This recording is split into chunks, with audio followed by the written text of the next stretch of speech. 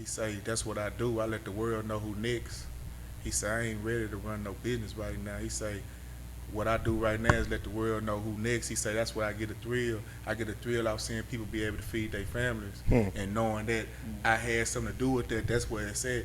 And ever since he told me that, like, I looked at him like, not different, like respect-wise, but his mindset on things like, okay, I'm looking at him like, why you ain't, you know, like, you really could have been the Master P of Houston. You know what I'm saying? With all them artists, the Flips, Mike D, 3-2. He could have had Pimp C, UGK maybe. You know, everybody would have been up under screw. That's how I'm looking at it. But in his eyes, I'm a DJ for real.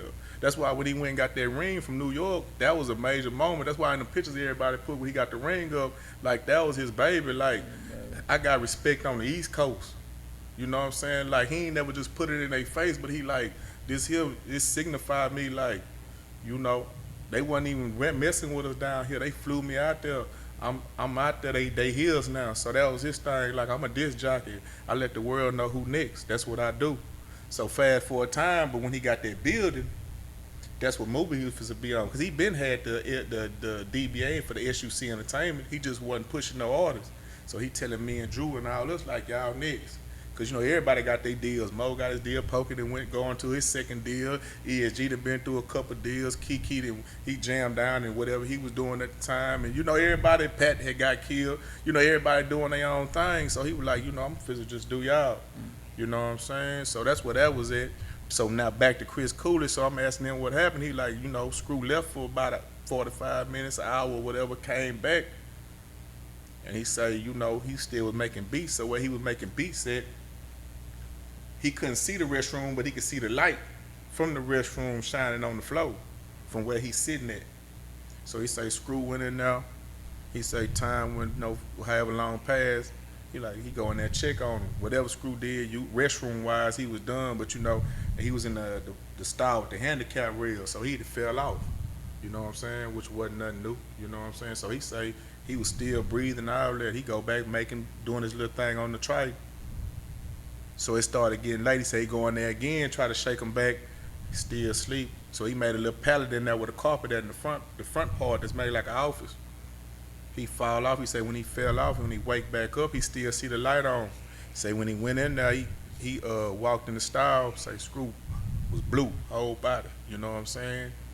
So that's just so everybody got on. He left and went and got some oil, and whoever he went to, they must have put. So that's how that rumor got started. But you know, at the end of the day, it's like, you know, we all got to take that flight. You know, we just gonna take it different ways. So it's just like that played out how it played out. You know, and that's facts on that. You know how it written. I don't know all the logistics, but the main story, like that's, you know, ain't nothing I heard. You know, so that's how it went down. But you know, it is what it is. Like I just play back in my head, like, you know, what if, you know. So that's what it was that night. Yeah. But then moving forward, though, I mean, you keep on. I mean, everybody keep on pressing forward. You know what I'm saying? Right, facts. And then you link up with what was it, the ABN thing? That's when you start linking up with them. Okay, yeah. So that's crazy. Yeah, but Trae, you see, the thing with Trae, like Fifi, like Dinky was, you know what I'm saying? Like that's family. So like Dinky been rocking out. You know what I'm saying? So it's just that in the mix, me going back and forth from the country, me and Trae was missing each other just because, you know, I wasn't just here every day, all day. I'm coming summers back and forth. Then Trae and them end up going to Mo City. But, you know, Dinkin them was in the hood before they moved out that way, you know what I'm saying? So fast forward time, when I come home, how I end up linking up with Trae, he in the apartment on Airport.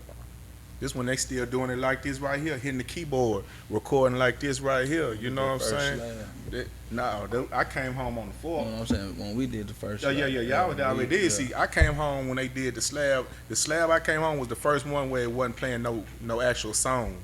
It was rapping from beginning to end. That was Slab Volume 4. How I end up over there though, Mike D called me to come pick him up.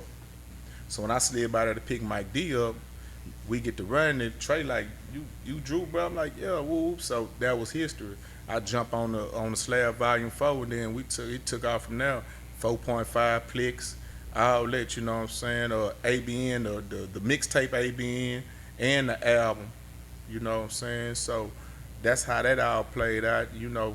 And that was I learned a lot from Trae, far as like now. That's why it's like it is what it is with him, because it's like I remember boys wasn't rocking with Trae, you know, like boys was getting their Trae to get at Roe.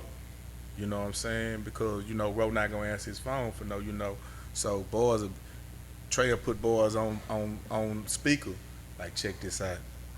What's up, Trey? They'll run it. I need you to get on the song, do a hook. He be like, yeah, yeah, yeah. So he get quiet. He be like, watch this here. Hey, you talk to Roe? So that's how it go, you know. So I understand like where he at now, like, and you know I tip my hat. It's still our love. We still our family, you know. But I always did my own thing, far as you know my movements, because everybody got their own people.